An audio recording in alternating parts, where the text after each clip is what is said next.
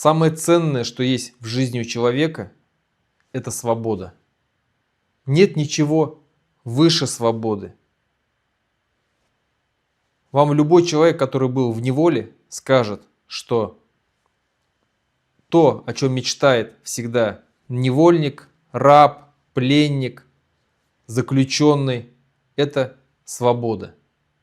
Быстрее бы дожить до того дня, когда он станет свободным. И неважно, чем его кормят, неважно, какие есть вокруг него радости.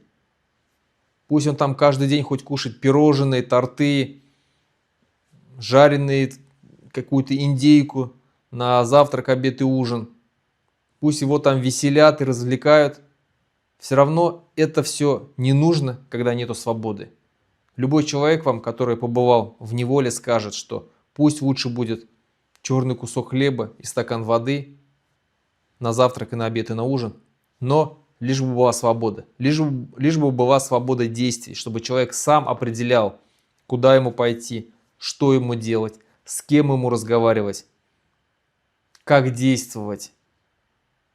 Пусть он будет знать, что он будет зарабатывать на свой кусок хлеба с маслом в поте лица, но он будет знать, что это он заработал, сам лично, что он сам распоряжается теми финансами и теми деньгами, которые у него есть. Вот в этом заключается ценность свободы, когда ты сам решаешь свою судьбу, как тебе жить, что тебе делать, куда тебе идти, с кем тебе общаться, а с кем не общаться. Сам решаешь, сам делаешь свой выбор. Когда ты находишься в неволе, когда за тебя решают, с кем тебе общаться, с кем тебе не общаться, с кем тебе воевать, с кем тебе не воевать, что тебе делать, на каком языке разговаривать, на каком языке учиться. Когда приходят к тебе домой, заходят в твой, условно, да, заходят в твой двор, заходят в твой огород, вырывают у тебя, не знаю, там, морковь, капусту, картошку забирают, заходят в твой сарай, выводят оттуда скотину и уводят ее просто потому, что им так захотелось, и ты ничего не можешь с этим поделать. Вот это то ощущение несвободы, когда ты не можешь ничего поделать, когда более сильный кто-то решает за тебя. Захотел, пришел, у тебя отнял самое ценное. Захотел, твою жену отнял. Захотел, твоих детей забрал и увез, и сделал из них представителей другого народа. Захотел их, заставил разговаривать на другом языке, но не на твоем, не на родном языке. Только ты захотел помолиться своему Богу, сделать те религиозные обряды, которые у вас приняты по вашей традиции, приходят и тебе говорят, что нельзя так делать, мы тебе запрещаем, а если будешь делать, мы тебя посадим. Вот это жизнь в неволе. И мы, башкиры, как и другие народы сегодняшней России, так живем. Нам указывают, как нам жить, что нам делать, на каком языке разговаривать, на каком языке учиться. Какие наши герои нам тоже указывают. Когда мы говорим «нет», это не наш герой вот этот, Салават Юлаев, Заки Валиди, Алдар Батыр, нам говорят «нет, они сепаратисты, они враги были нашего государства. Вот ваши герои, вот они. Красный Паша, Шеймуратов. Вот они ваши герои. Их любите». Вот нам указывают. Когда мы говорим, что мы хотим учиться на башкирском языке, изучать алгебру, геометрию, физику, химию, информатику, IT-технологии, медицину, юриспруденцию, экономику, мы хотим изучать на башкирском языке, чтобы вокруг нас была башкирская речь, потому что мы башкиры, и у нас есть свое собственное государство, Республика Башкортостан. Нам говорят: нет, у вас нету своего собственного государства, а то, что у вас там написано в Конституции, это все просто бумажка. На самом деле вы все русские, и вы бы должны слушать каждый день музыку «Я русский шаман» и считать себя русскими, и учиться вы должны на русском языке. Вот что такое несвобода. И когда мы хотим дружить с нашими родственными народами, нашими двоюродными братьями, если называть так условно, казахов, узбеков, кыргызов, турков, азербайджанцев. Нам говорят: нет, вы с ними не будете дружить. Потому что если вы будете с ними дружить, у вас начинается просыпаться национальное самосознание.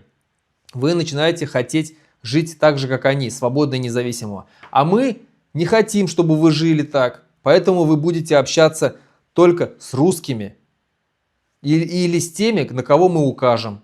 Это Китай, условно, это какие-то страны Африки. Вот с ними вы будете дружить.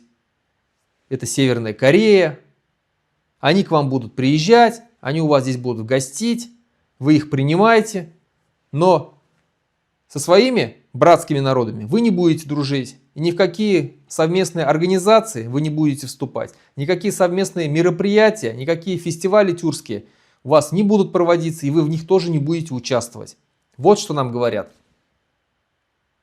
И когда мы говорим, что мы хотим, чтобы у нас в Башкортостане была мечеть, были свои муллы, чтобы мы сами ходили и молились так, как мы хотим, нам говорят: нет, мы вам запрещаем строить мечеть, лучше постройте церковь, а мы вам еще установим крест на скале на вашей.